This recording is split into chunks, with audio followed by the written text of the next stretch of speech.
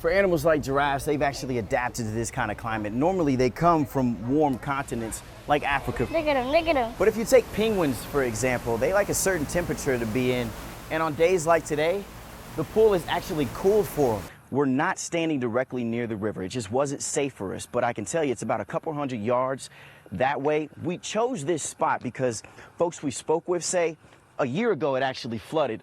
Water was up here to this brick. You can see this is almost as tall as me. For several hours this afternoon, thousands of people marched through the streets of downtown Dallas for the Super Mega March, organized by LULAC.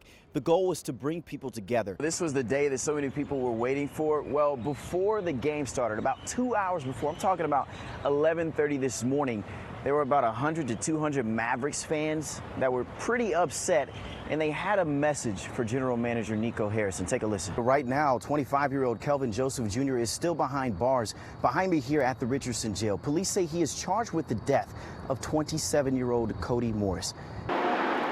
Crazy is the word that I want to say. During the early morning rush, a little crazier here. This intersection is cursed. it caught the attention of everyone around. They've been there the whole day. Something you wouldn't expect to see at your back door. The car ended up over there. Crime scene tape wrapped up the chaos that unfolded on Live Oak in the streets of downtown Dallas. Man, he really did a job on that over there. Police say around 8:45 this morning, two suspects shot a man while sitting in a car along Florence Street. Police say they followed the victim until he crashed at the intersection of Live Oak. I heard shooting. He died at the scene. Just a lot of gunfire. The suspects were arrested. Sounded like a Wild Wild West going on here. We've learned from sources the two suspects are bounty hunters and were trying to box the man in. And there was a couple of explosions from the lights. Police say the victim crashed into a transformer. To know that he was basically being hunted makes it even more sad. Encore says power was knocked out for about 2,400 customers and the nearby Tom Thumb grocery store. They have to pull it off so that they can finish the investigation and maybe get him out. And as crews work to clean up the scene, Knowing that the person is still in the car, that's the absolute eerie part about this. He never left the car. they couldn't help but watch. He never left the car.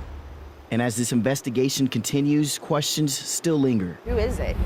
That's what we've been speculating all day. Police have not yet released the identities of the suspects or the man killed. Sad that he had to die that way. In Dallas, I'm Richard Solomon.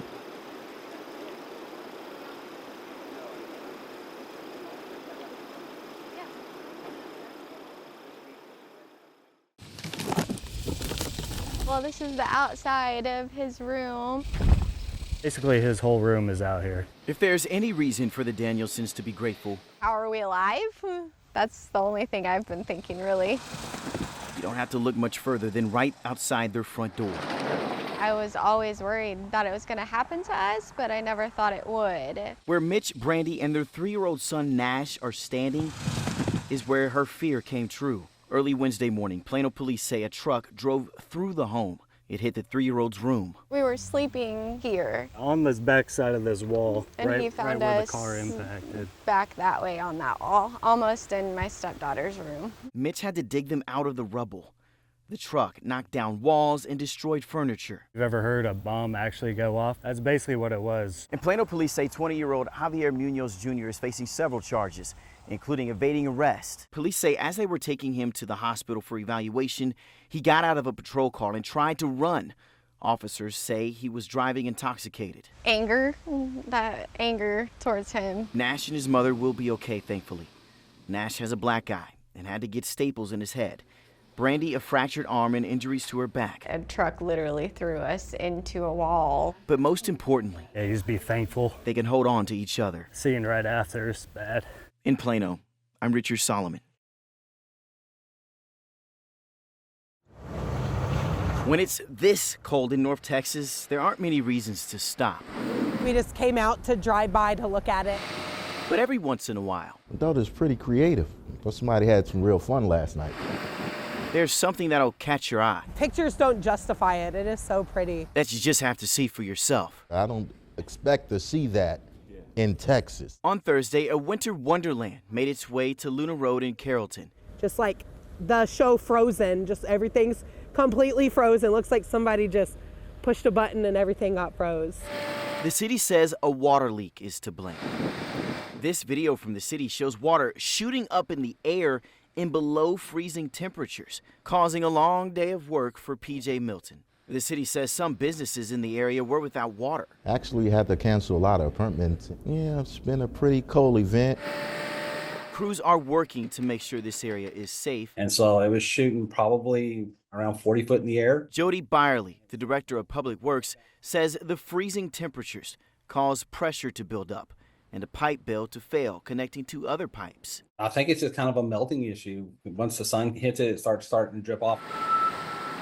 The cold won't stop crews from replacing the pipe. But before it melts away, some say it's a reminder of just how the unexpected can create something spectacular. Yeah, I don't think an artist could have did better than that, man. That is real artwork right there. So while the city is working to repair the pipe, this northbound lane on Luna Road will remain closed. Crews here tell me they'll open it once the leak is fully repaired. In Carrollton, I'm Richard Solomon.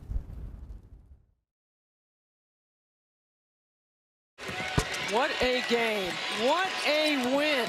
There's magic that happens in 4 quarters on the court. Capping off the biggest win in school history. But what happened on Saturday For TCU. will last Hey, here let's go. a little bit longer. It's kind of like an underdog story, like coming to life.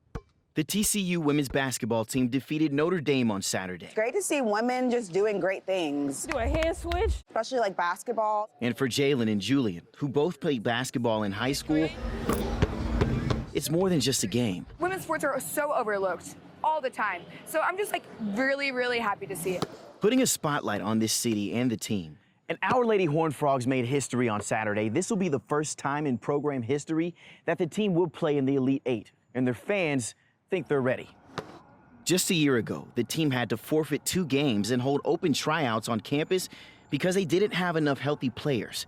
Now, they'll face number 1 seed Texas on Monday with a chance to move on to the Final Four. So as the team looks ahead to Monday's game, so do their fans. See a W. See a W. We need to see a W. We need some And I expect nothing less because they can do it. But what they've done so far has left an unforgettable mark on the city of Fort Worth. Who knew a ball could mean this much to a city? In Fort Worth, I'm Richard Solomon. You've heard his songs. Fresh paint job, fresh inside. This is hip-hop star Duro. And he's right here from Dallas. Rep my squad out. You'll always see him rocking with his home team. I'm a Mavericks fan, been there for life. I was a little kid, you know, in Mavericks jerseys before we was even good. He even has a song with the Mavericks. He knows what it's like to be in the spotlight, but not with the kind of shine one particular song is getting. On Friday, the Mavs posted a hype song music video Duro's team created on their X account, and it quickly got attention. You know, I'm getting calls about it, been on Sports Center and everywhere, and it just went a whole different way, like none of that was intended.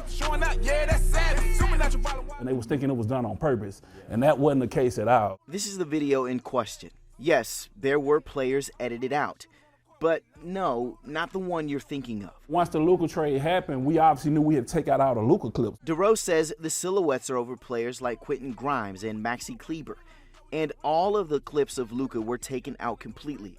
Duro put this statement up on Friday saying Luka will always be a part of Mavericks history. I reached out to the Mavericks about this, but haven't heard back. I understand the fans' outrage, you get what I'm saying? And it's gonna probably be there for a while. Even right now, when I see Luka in a Lakers jersey, it just don't even look real. And it just so happens that number 77, he plays his old team tonight. Duro wishes Luka the best, but his loyalty still remains. We still got a dominant Mavericks team, you know, shout out to Kyrie, Clay, PJ Washington, AD. But he knows this fan base will be okay. It'll just take some time. But I think the Mavs are still the Mavs. In Dallas, I'm Richard Solomon.